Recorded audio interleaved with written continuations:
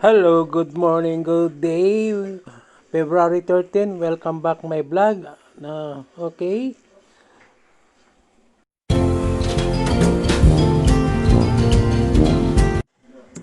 Okay, we start to cook my lunch.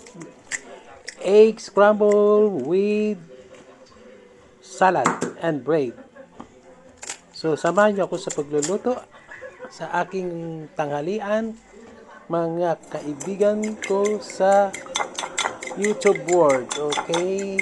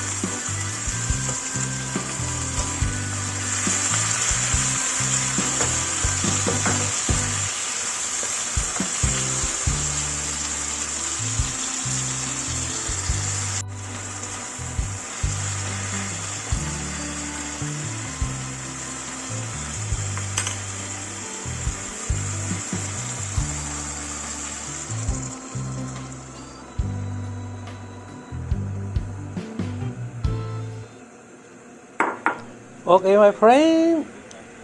Look, yummy! Napakasarap yan. May scramble.